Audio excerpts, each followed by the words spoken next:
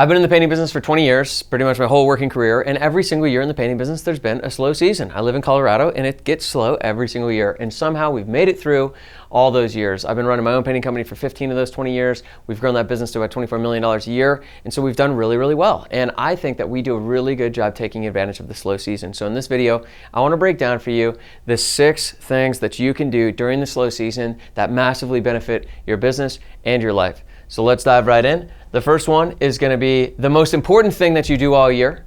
Big reveal coming. Then what you never have enough time to do that is critical for your business. Number 3, invest in the thing that makes you the most money. The 4th thing you can do is you can prepare for luck, which can be super profitable. The 5th is my least favorite, but it's an option. And then the 6th is going to be my personal favorite thing that you can do with the slow season. So let's get the first one up on the board. It is business planning. All right, so this is one of those things that can make you a ton of money just the way that you map out your business. There's a few videos that we've released recently about business planning. This is going to include mapping out your financial goals for the year, your budgeted financial goals, like what's your revenue gonna be, what are your costs gonna be, what's your overhead gonna be, how much are you gonna spend on marketing, mapping out your sales and marketing plan, how many leads do you need every week, estimates you need every week, how much are you gonna sell in quarter 1, quarter 2, quarter 3, quarter 4.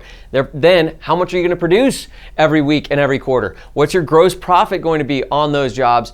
And how are you going to track your overhead? So it includes the numbers of your business. So before the year even starts, you know what you're aiming for with gross profit and net profit. You also know how you're going to get there every single week with leads, estimates, sales, production, and then you're tracking the profitability all year. Getting your numbers dialed before the year starts is one of the most valuable things you can do in your business. There's a video that I did recently about strategic planning, so go check that one out on the channel. There's another one I did called Last Dollar Income. Go check that one out as well. Those videos are going to give you a lot of insight into how to plan your year in a way that will make you more money than any other activity you do all year long, because bad business planning can cost you dearly, which I demonstrated in the Last Dollar Income video. And almost universally, people don't put enough time into planning the business for the year. And if you think about the biggest, greatest companies in the world, they plan. They're always planning. You know, Bezos is working on 3-4 years out from right now. The amount of planning that goes into big, successful companies is staggering. So why wouldn't we apply the same principle? So that's number 1. All right, let's look at number 2. Number 2 is building systems. Everybody's heard the phrase, work on your business, not in your business. But we spend most of the year working in the business, not on the business. Building the systems into your company is one of the most valuable things we do that you just don't have time to do in the busy season. Because when the busy season is here, you should be grabbing as much of the work as you can. Like, that is the season to make money. The slow season is the season to build. So instead of doing a little bit of both all year, we double down hard on building systems in the slow season. That's what I'm doing. I have team members and partners working on this. This is when we build.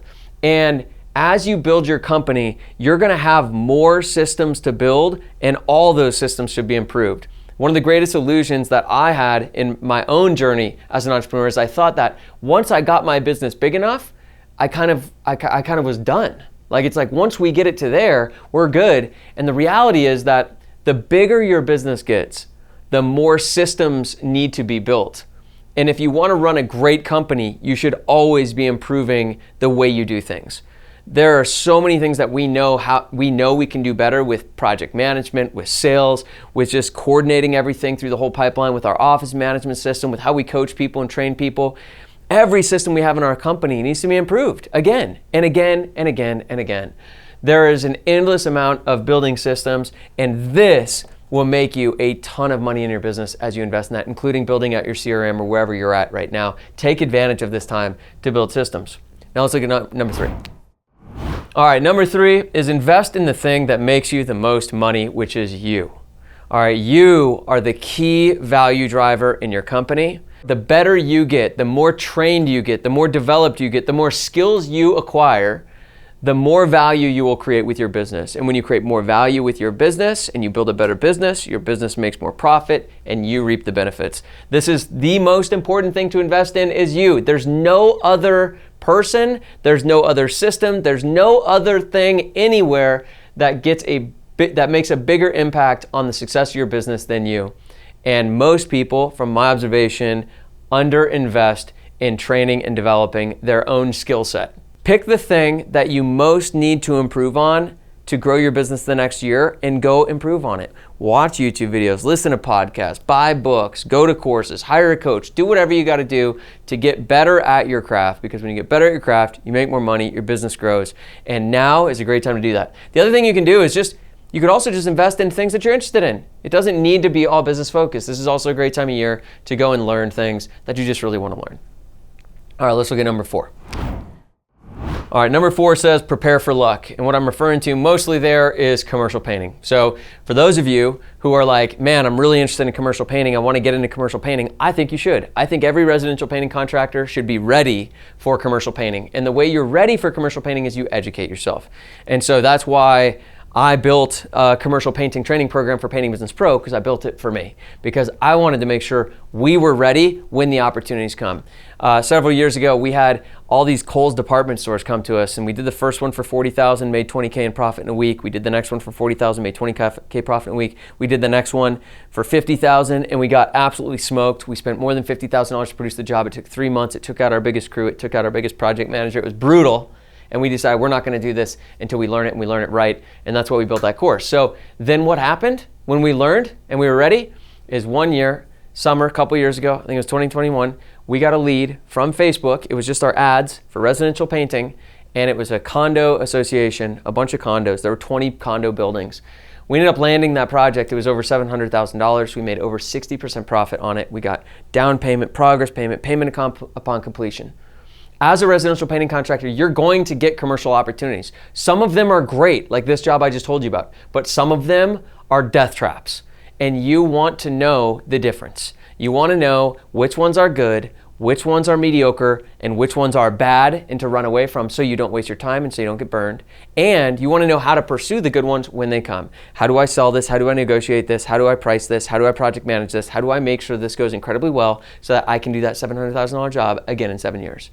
All right, so that's another thing that you could do in the off season if you have interest, is learn everything you can about commercial. Sounds self-promotional, but I don't think there's any other program out there. That's why I made it. I was actually trying to buy a program to teach me commercial, but ended up building it and making it. So we've got that available. You can find it on the site.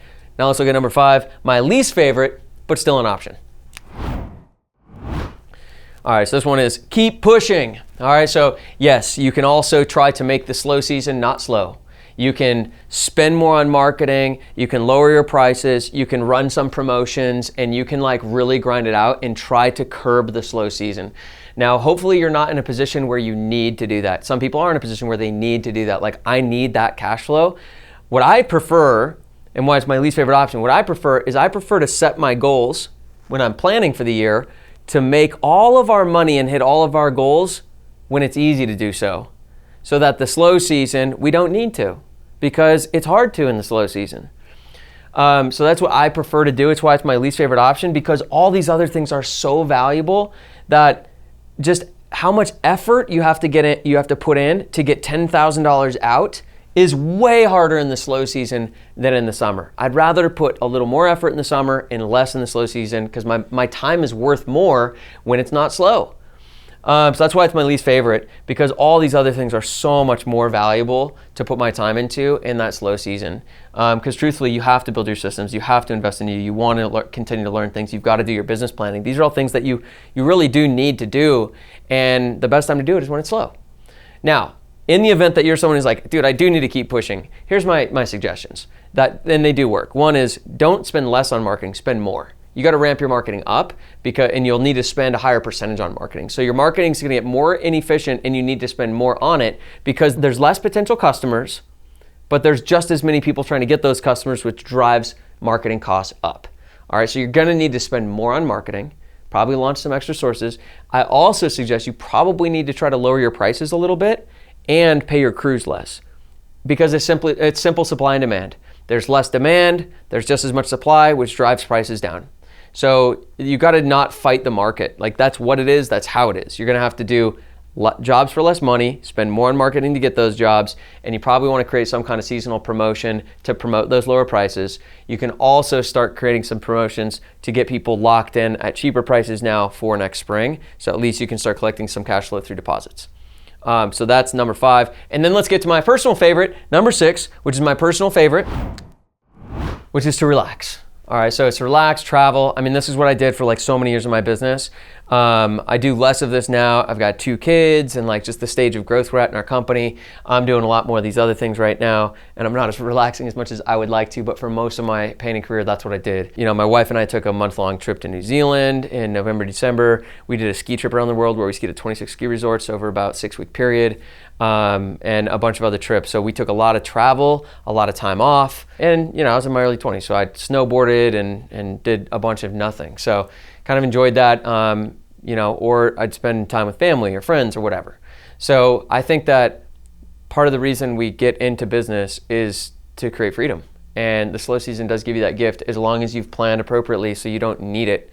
And you know, it's okay to take advantage of that and enjoy a little bit of time off. By the way, this doesn't take that much time. I mean, if you put 15 hours into this, it'd be more than most people do.